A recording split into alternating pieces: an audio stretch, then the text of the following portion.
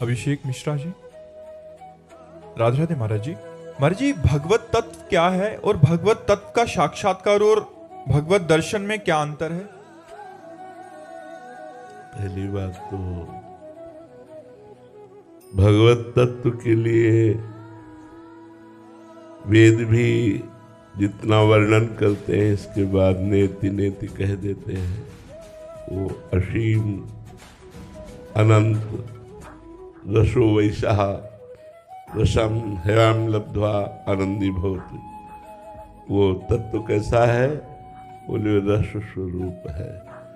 जो उसे प्राप्त हो जाता है महाआनंद में डूब जाता है। जो अव्यक्त है, व्यक्त है, चराचर जगत के रूप में है, चराचर जगत से परे है।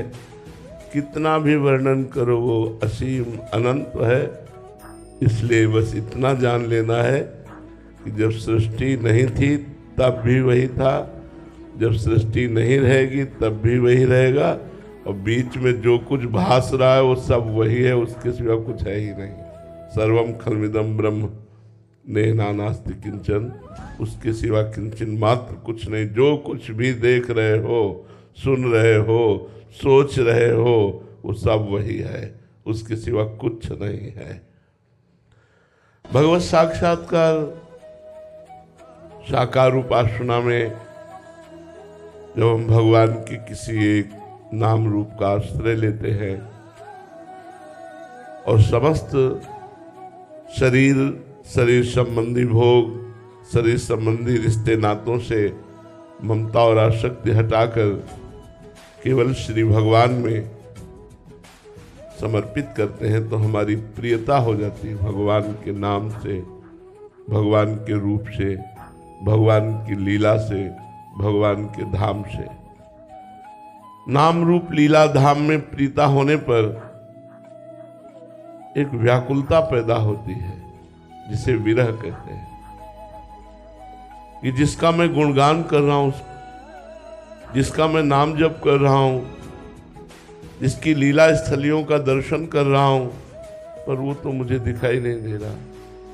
हाय कब वो मुझे दिखाई देगा, कब मिलोगे? दरस बिन दुख न लागे नैन, भारी व्याकुलता, प्राण छटपटाने लगते हैं मिलने के लिए। अनुराग से भरा हुआ हृदय जब मानस नेत्रों में गुरुदेव की कृपा से रूप प्रकाशित होता है तो हृदय में भी और बाहर भी सर्वत्र वो भगवान को देखता है। जड़ चेतन जग जीव जत सकल राम मैं जान। हृदय में भी बाहर भी, इसे भगवत साक्षात्कार कहते हैं। ये रूप का साक्षात्कार है।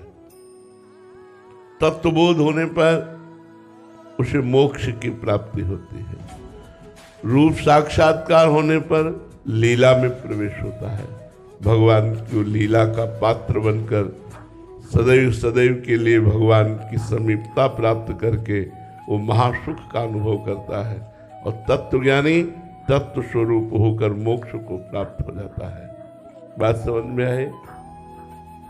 अमित जी, राधे राधे महाराज जी। महाराज जी, जब मन में कोई भी प्रश्न जो उठे वो खत्म हो जाए और अंतिम मौन आ जाए तो उस अवस्था में क्या बचता है? केवल अस्तित्व या पूर्ण शून्य?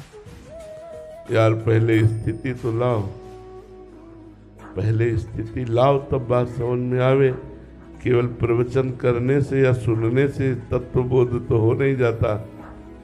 प्रश्न खत्म तो करो, पहले साधना तो करो कि प्रश्न खत्म हो जाए। जहाँ प्रश्न खत्म हुआ, कोई न सोच है न कोई चाह है, तो ब्रह्मबोध हो जाएगा। ब्रह्मभूता प्रसन्नात्मा न सोचति न कांक्षति समा सर्वेषु भूतेषु मद भक्तिम लभते पराम।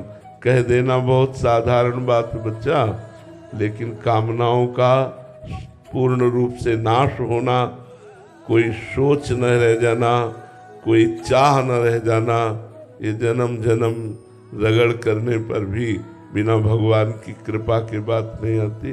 ये बातें बनाने से नहीं आती, ये स्थिति होती है।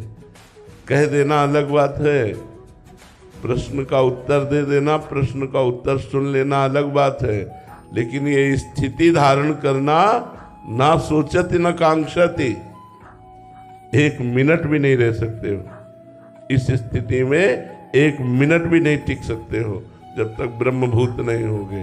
न सोचति न कांक्षति समाः सर्वेषु भूतेषु मद्भक्तिं लभते पराम।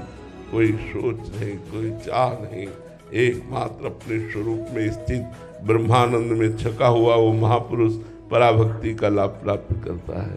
तो बच्चा पहले चलो, उस वस्तु को प्राप्त करो। उस वस्तु को प्राप्त करने के लिए ही मानव जीवन मिला है। गुरु की शरण में हो, पहले कामना करो कि मेरा भजन बने, असत चिंतन छूटे, फिर भजन के प्रभाव से तब हम इन तीनों शरीरों के राग का नाश करके स्थूल सूक्ष्म कारण, फिर वो परमात्मा तत्व की तरफ हमारी गति होती है। बड़ी मंजिल है। खूब नाम जप करो, पवित्र भोजन करो, शास्त्रों का स्वाध्याय करो, संतों का संग करो, आचरण पवित्र करो, तब यात्रा प्रारंभ हो। अभी न सोचती न कांक्षती तो बहुत दूर की बात है बच्चा।